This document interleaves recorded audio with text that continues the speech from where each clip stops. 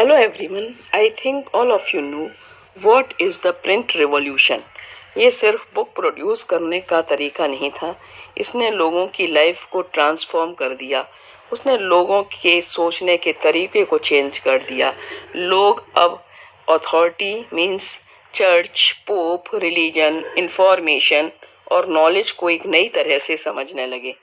Print opened up new way of looking at things. A new reading public. Printing press के बढ़ जाने से एक नई रीडिंग पब्लिक अस्तित्व में आई। प्रिंटिंग प्रेस के कारण बुक्स की कॉस्ट कम हो गई। As you know, hand written work was very laborious and time consuming. अब बुक प्रोडक्शन में रिक्वायर्ड टाइम और लेबर कम लगता था। Books flooded the market.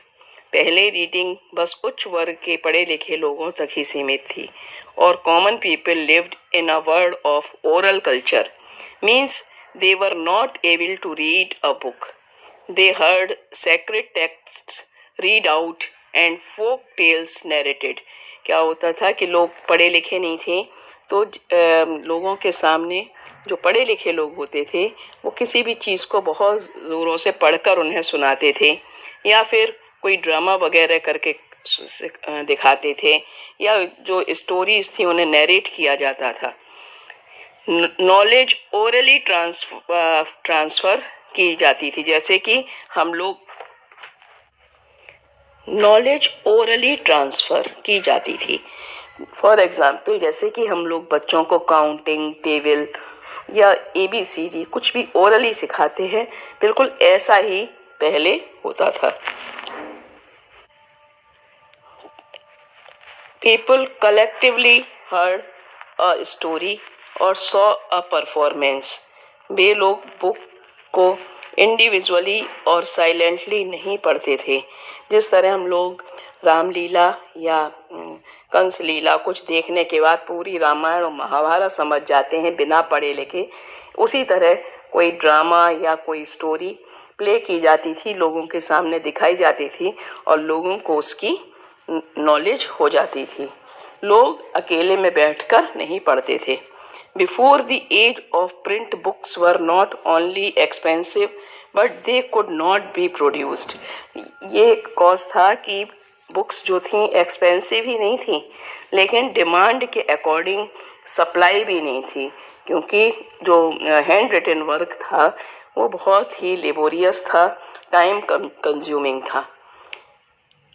They could not be produced in sufficient numbers, but now books could reach out to wide section of people. अब printing press के आ जाने के बाद ज़्यादा लोगों के पास बुक पहुंचने लगी। जहां पहले हियरिंग पब्लिक थी, अब उसकी जगह रीडिंग पब्लिक ने ले ली। पहले लोग सुनकर सीखते थे, अब वही लोग पढ़ने लगे। ये transition This transition was not simple, क्योंकि people could be read only by literate और यूरोपियन कंट्रीज़ में रेट ऑफ लिटरेसी बहुत कम था। ये भी ट्रांजिशन बहुत इजी नहीं था, क्योंकि जो बुक थी वो लिटरेट लोग ही पढ़ सकते थे, यूरोपियन लोगों में लिटरेसी बहुत कम थी। 20th सेंचुरी तक अब प्रॉब्लम यह थी कि पब्लिशर कॉमन पर्सन को बुक खरीदने के लिए कैसे मनाए। हाँ, जिस तरह जिस लैंग्वेज की बुक जिस लैंग्वेज को हम नहीं जानते हैं, हम उसकी बुक को बाज़ार में खरीदने नहीं जाएंगे। अब जब लोग पढ़ना लिखना जानते ही नहीं हैं तो वो उसकी बुक कैसे खरीदेंगे। और पब्लिशर जो प्रिंटिंग प्रेस आ जाने के कारण बहुत सी बुक्स जब प्रोड्यूस होने लगी तो उनकी बुक बिके कैसे, तो ये पब्लिशर के सामने एक बहुत बड़ी चुनौती थी। सो दे बिगेन टू प्रोड्यूस बुक जिसमें बहुत पिक्चर थी। जिस तरह नर्सरी की बच्चे को या छोटी क्लास के बच्चे को पिक्चर दिखाकर बुक की तरफ अट्रैक्ट किया जाता है, सेम ऐसा ही उस समय के पब्लिशर्स ने किया। जो बुक बनाई उसमें बहुत सारी पिक्चर्स थी। फिर ये बुक गांव में, गैदरिंग में और टेवर्न टाउन में टेवन टाउन के टेवन कहाँ थे?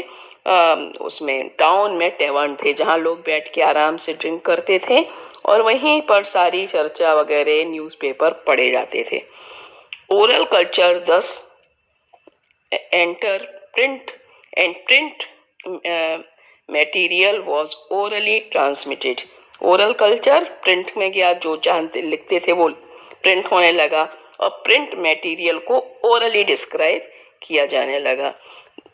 धीरे धीरे जो लाइन जो ओरल और रीडिंग कल्चर के बीच में थी धीरे धीरे ब्लर होती चली गई और हियरिंग पब्लिक रीडिंग पब्लिक में चेंज हो गई. Now question time. ये प्रीवियस वीडियो से है. Question, give the ancient name of Tokyo. Give the ancient name of Tokyo. I think all of you know it is Edo. E-D-O. E-D-O.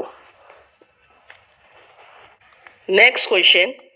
Why were manuscripts not widely used in India before the age of print? Manuscript क्यों नहीं ज़्यादा use हो पाती थी? Answer is manuscripts were highly expensive and fragile. They had to be handled carefully and could not be read easily as the script was written in different style, so they were not widely used. Next question. In which three ways did the printed books as first closely resembled the written manuscripts? Means जब शुरुआती दौर में जो printed book थी वो manuscript जैसी कैसे लगती थी? Answer is there were many smaller features between early printed books and manuscripts. These are given below. They are given below. First, metal letters imitated the ornamental handwritten style. Number 2, like hand-written manuscript, border of printed books were also illuminated by hand with foliage and other pattern. Point number 3, illustrations were hand printed. Last question. Explain the main feature of first printed Bible. Last question. What was the advantages of printing press? The first point, printing reduces the cost of books.